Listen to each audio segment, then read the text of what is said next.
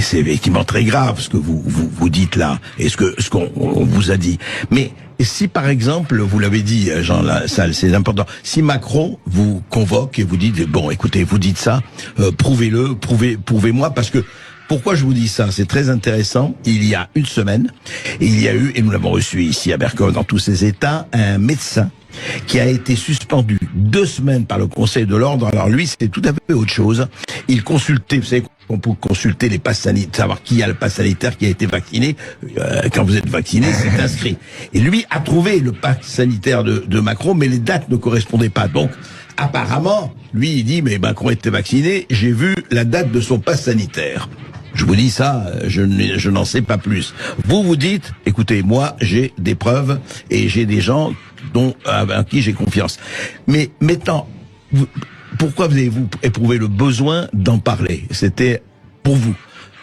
Parce qu'il est un devoir impérieux, lorsque vous avez une responsabilité, et c'est pas à vous, l'homme de responsabilité que vous êtes, André Barkov, que c'est pas vous que je vais essayer de convaincre.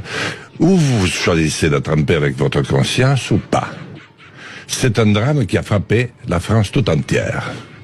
Des centaines de milliers de personnes ont perdu leur emploi. D'autres ont failli mourir, c'est mon cas.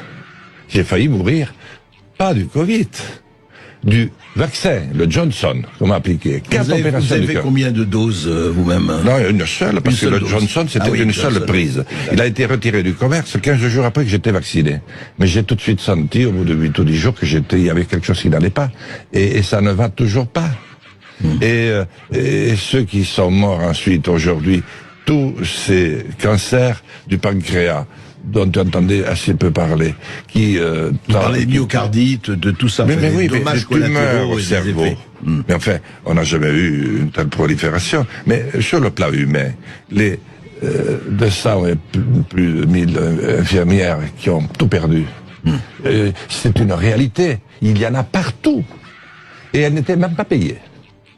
Ouais, donc, étant voyant de visu les preuves qui m'étaient apportées, il y a 2 choses dans ma vie. Ou tu la fermes parce que tu veux pas d'emmerdement, ou tu la fermes pas.